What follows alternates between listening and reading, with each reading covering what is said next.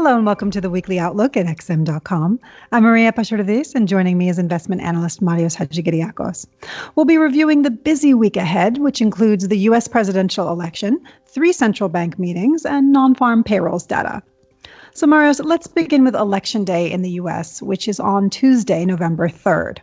Although opinion polls still have Biden in the lead, Trump is not far behind.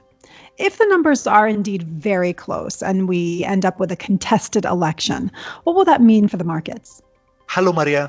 Well, I believe that would be the most negative outcome for the markets in the short term. So if we end up in the Supreme Court, that would imply several weeks of uncertainty. And I believe that we may see a sell-off in the stock market initially, and perhaps the dollar could get a little boost on uncertainty flows.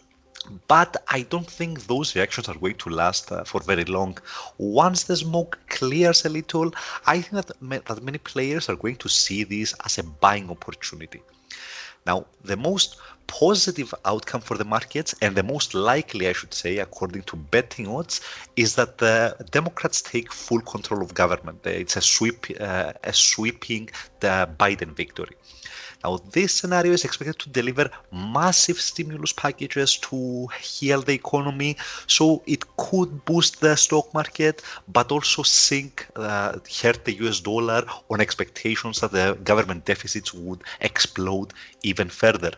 Now, there are some other scenarios in between. So, for example, Biden wins the presidency, but the Republicans keep the Senate, and the market reactions might be different under those.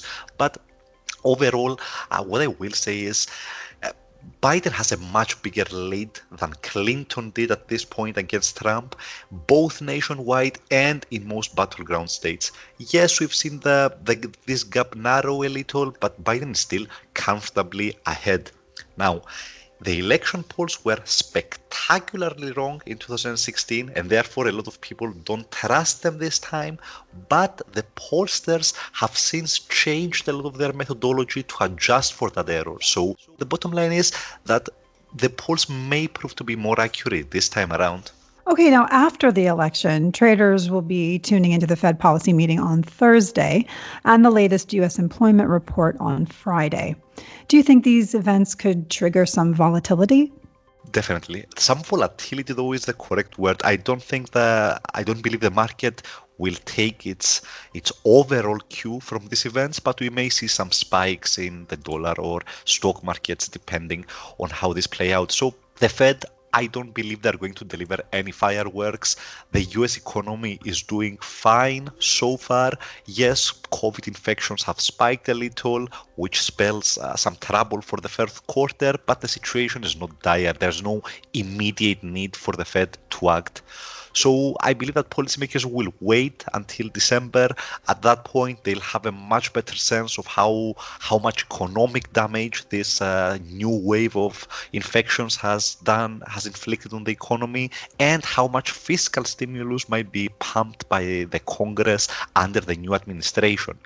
Now, on the data front, the non-farm payrolls report is expected to be decent once again. The unemployment rate is expected to fall a little lower. Now, the point though is that for the markets, NFP reports only tend to be an intraday volatility event. So we usually see a small spike in either direction, but that move fades within a few short minutes. So it's a volatility event, not a trend-setting event for the markets nowadays, the employment report. Okay, moving on to Australia now. The Reserve Bank of Australia will wrap up its meeting early on Tuesday. Is the RBA likely to take any action at this point, and what will that mean for the Aussie? They're expected to take action. They're expected to cut the rates and increase their QE program. Now, the rate cut is more or less, it's almost fully priced in already. So the real reaction in the Aussie will probably depend on the QE program. First of all, will the RBA announce a volume target? So be buying 150 billion worth of bonds, let's say, each year, or are they going to, let's say, to leave it a little as the situation demands it? So we will be buying bonds and we will decide on the pace of how much we will be buying as we go along. Now, Normally, you would expect the RBA to retain some flexibility and go for the latter plan, but the market seems to expect a numerical target. So it would be quite interesting to see what happens. As far as the Aussie is concerned, we might see a spike depending on how big the QE program will be, but the overall direction will be set by how the US election shapes out. And finally, over in the UK, the Bank of England will meet on Wednesday. Given the coronavirus resurgence and hard Brexit fears, is the bank likely to boost its quantitative easing in order to stimulate the economy?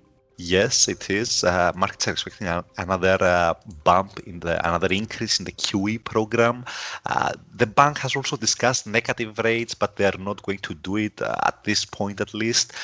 Now, as far as the pound, we might see a little bit of a reaction, but that's more or less priced in already as well. The Bank of England has signaled this well in advance. So for the pound, it will be the most crucial variables will be first how the US election plays out. The pound has a very high correlation to stock markets throughout this year. And secondly, how the Brexit negotiations go. On that front, we've had some encouraging signals lately. We haven't quite gotten a deal, but we may very well see a deal take shape over the coming weeks. And if so, the pound would likely rally on the news.